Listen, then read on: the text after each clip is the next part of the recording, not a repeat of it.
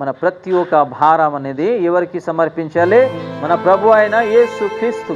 మన ఆలోచనలో, మన చూపులో, మన హృదయంలో, లేకపోతే వేరే విషయం ఏదైనా ఉన్నాయి, ఇది వెళ్ళట్లేదు మన కుటుంబం నుంచి, మన దేహం నుంచి, మన గృహం నుంచి, ఈ విషయంలో బాధపడుతున్నాను, ఇదిగో నా తండ్రి మీరు తీసుకోండి, మీ రక్తంతో కడిగి నాకు శుద్ధి చేయండి, నీ వాక్యంతో శుద్ధి చేయండి, పరిశుద్ధంగా నేను జీవించాలి, ఈ భారం నాకు వద్దు అయ్యా అని ఒక నిర్ణయం తీసుకుంటూ దేవుడికి సమర్పించుదాం. ఎందుకైతే దేవుడు మన కోసం ప్రాణం ఇచ్చి 3వ దినాలు లేచి ఆ రోజు నుంచి ఈ రోజు వరకు ప్రతి విషయం జాగ్రత్తగా చూసుకుంటూ నడిపిస్తున్నారు. కాబట్టి దేవుడు గురించి జీవించాలి అనే ఒక నిర్ణయం కూడా మేము తీసుకోవాలి. దేవుడు లేకపోతే మన లైఫ్లో ఏం లేనే లేదు.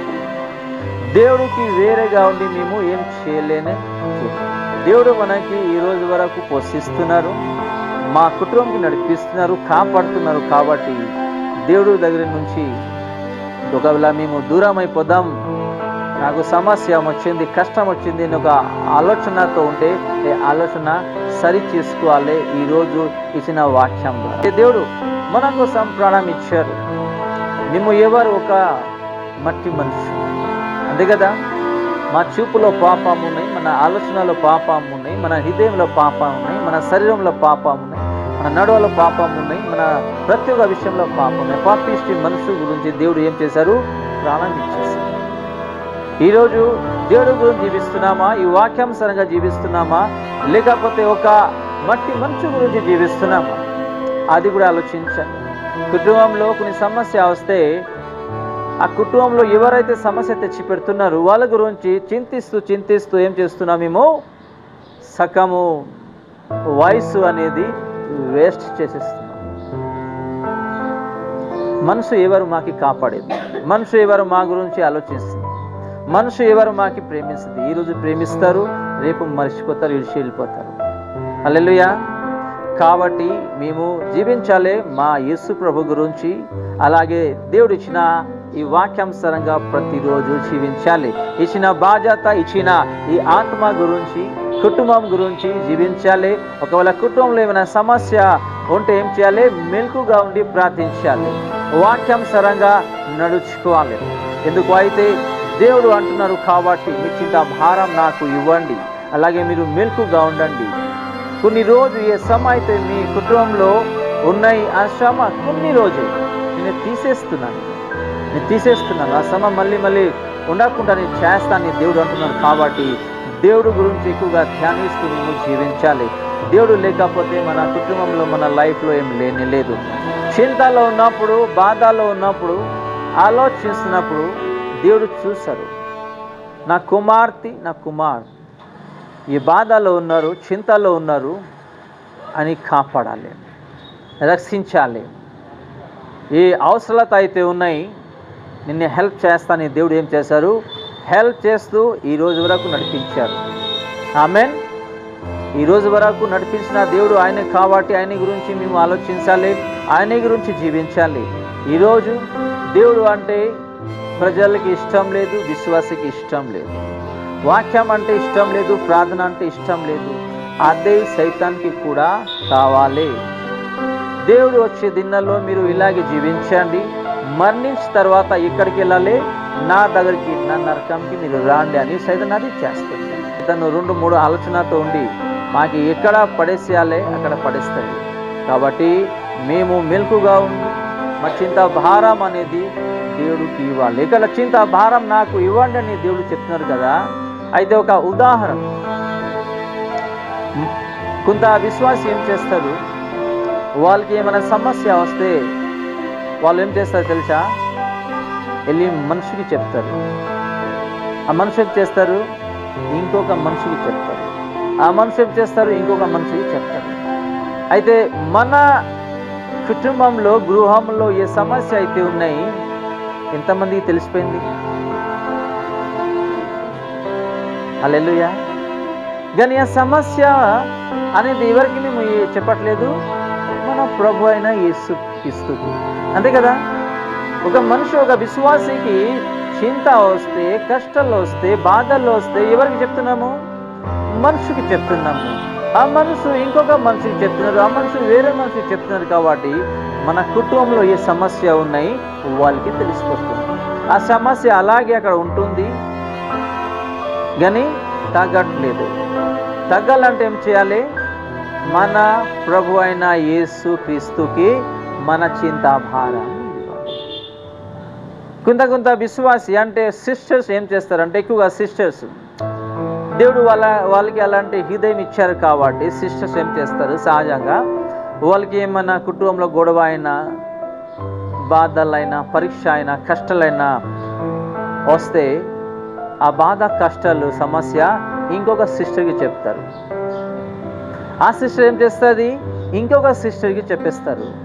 ఆ సిస్టర్ ఏం చేస్తుంది, ఇంకొక సిస్టర్కి చెప్పేస్తారు. అంటే ఆ సిస్టర్ లైఫ్లో ఏం జరుగుతుంది అందరికి తెలిసిపోతుంది కదా. ఏమైనా సమాధానం ఏమైనా దొరుకుతుందా? లేదు కదా. అరే ఆ కుటుంబంలో అలాగా, ఆ చెల్లి అమ్మకి ఎలాగున్నాయా అనేది మేమే మా సమస్య బయట మేమే పెట్టేస్తున్నాం. కానీ మన సమస్య దేవుడికి ఇస్తే ఆ సమస్య నుంచి దేవుడు విడుదల చేస్తారనేది విశ్వాసకి ఈరోజు నమ్మకం లేదు, విశ్వాసం లేదు, ధైర్యం లేదు, వాక్యానుసారంగా జీవిస్తలేరు. కాబట్టి ఈరోజు ఒక భారం, ఒక చింత పెరుగుతానే ఉన్నాయి కానీ తగ్గిస్తలేదు, తగ్గడం లేదు. ఎందుకు అయితే మేము వాక్యానుసారంగా జీవిస్తలేదు కాబట్టి దేవుడు అందుకే ఈరోజు ఈ వాక్యం ద్వారా కొన్ని విషయం తెలియచేస్తున్నారు. మీకు ఎప్పుడైనా చింత వస్తే ఎవరికి సమర్పించాలి? మన ప్రభు అయిన యేసు క్రీస్తుకి. ఏ సమయమైనా సరే, ఏ దినాలైనా సరే చింత వస్తే, భారం వస్తే, కష్టాలు వస్తే మన ప్రభు అయిన యేసు క్రీస్తుకి ఇవ్వాలి అని దేవుడు ఈరోజు అంటున్నారు. రెండోదిగా మేము మెలకుగా ఉండాలి అని. మెలకుగా ఉండకపోతే పరీక్ష పెరుగుతూనే ఉంటుంది, సైతాన్ వచ్చి ఏదో ఒకటి చేస్తూ ఉంటుంది. కాబట్టి మేము మెలకుగా ఉండాలి. ఒక పరీక్ష వచ్చింది అనుకోండి, ఆ పరీక్ష వెంటనే మన యేసు ప్రభుకి సమర్పించాలి. యేసయ్యా, ఇదిగో మా కుటుంబంకి సమస్య వచ్చింది, ఈ భారం వచ్చింది, ఇదిగో మీకు ఇస్తున్నాను, ఈ సమస్య నుంచి నాకు నువ్వు కాపాడు, నా కుటుంబంకి నువ్వు కాపాడు, నాకు నువ్వు రక్షించు అని ప్రార్థించాలి, సమర్పించాలి. ఒకవేళ సమర్పించకపోతే మళ్ళీ ఇంకొక పరీక్ష రాకపోతుంది. కాబట్టి ముందు మేము ఏం చేయాలి? మా దేవుడికి సమర్పిస్తూ వాక్యానుసారంగా దేవుడికి అడగాలి. దేవా, అలాగే నాకు ధైర్యం ఇవ్వు, నాకు శక్తి ఇవ్వు, నీ జ్ఞానం ఇవ్వు, నీ ఆత్మతో నాకు నింపు. పరీక్ష వస్తే నేను నిలబడాలి, పడిపోకుండా ధైర్యం తెచ్చుకోవాలి, నాకు సహాయం చేయాలి అని ప్రార్థించాలి. ఈరోజు అలా కాదు. ఈరోజు పరీక్ష వస్తే మేము మా సమస్య వేరేకి చెప్పుకుంటూ ఈరోజు తిరుగుతున్నాము. అందుకే మా సమస్య ఇంకా స్ప్రెడ్ అవుతుంది, అలాగే ఇంక్రీజ్ కూడా అవుతుంది. కాబట్టి మేము జాగ్రత్త ఉండాలి. లాస్ట్ 10లో చూస్తే కొన్ని శ్రమ ఏదైతే మనకి ఉన్నాయి, ఇప్పుడు స్థిరంగా ఉండి కొన్ని దినాలు ఏం చేయాలి? స్థిరంగా ఉండి నిలబడుతూ వాక్యానుసారంగా జీవిస్తే దేవుడు మనకి అన్ని విషయం నుంచి విడుదల చేస్తారు. హల్లెలూయా. కొన్ని రోజు ఏ శ్రమ అయితే ఉన్నాయి, అది ఏ శ్రమ అయినా సరే, అది రోగాలు ఉండవచ్చు, అప్పులు ఉండవచ్చు, భార్యాభర్త విషయమైనా ఉండవచ్చు, పిల్లల విషయమైనా ఉండవచ్చు, ఏదైనా సరే ఆ కొన్ని శ్రమ దినాలు ఏదైతే ఇప్పుడు చూస్తున్నామో ఆ కొన్ని దినాలు దేవుడు ఏం చేస్తారు? మాకు విడుదల చేస్తారు. కాబట్టి మేము వాక్యానుసారంగా ఈ రోజు నుంచి జీవించాలి అనే ఒక నిర్ణయం తీసుకుందాం. దేవుడు లేకపోతే మా కుటుంబంలో, మన స్పిరిచువల్ లైఫ్లో ఏం లేదు. దేవుడు మనకి ఈరోజు సూటిగా మాట్లాడుతూ కొన్ని వచనం ద్వారా తెలియచేశారు. ఆ వచనం ద్వారా మేము కొన్ని నేర్చుకున్నాము. మొదటిగా ఏంటి? మా చింత భారం అనేది దేవుడికి సమర్పించాలి. రెండోదిగా మేము మెలకుగా ఉండాలి. మూడోదిగా ఏ దినాలు అయితే ఇప్పుడు ఉన్నాయి మన లైఫ్లో, కుటుంబంలో, దేవుడు కాపాడతారని ఇది మర్చిపోకుండా మేము జీవించాలి. ఎందుకు అయితే దేవుడు మన గురించి మరణించారు. ఎంతగా ప్రేమించి పరలోకం నుంచి భూమికి వచ్చి మాకి కాపాడినారు. ఈరోజు పాపం మేము చేస్తే ఒకవేళ ఎవరికైనా తెలిస్తే పాపిష్టి మనుషులని మాకు ఇడిచిపెట్టి వెళ్ళిపోతారు, వదిలేస్తారు, రకరకాల మాట్లాడతారు. కానీ దేవుడు అదే పాపి మనిషికి ఏం చేస్తున్నారు? కాపాడుతున్నారు, ప్రేమిస్తున్నారు, నేర్పిస్తున్నారు, అలాగే కొన్ని విషయంలో కూడా తెలియచేస్తున్నారు. కాబట్టి కొన్ని విషయం మన చేతి నుంచి కూడా అయిపోయింది. దీనికి ముందు ఏ పాపం అయితే చేశామో దేవుడు మనకి సరి చేస్తూ క్షమిస్తూ దేవుడు ఈ 2026 ఇయర్స్కి నడిపించారు.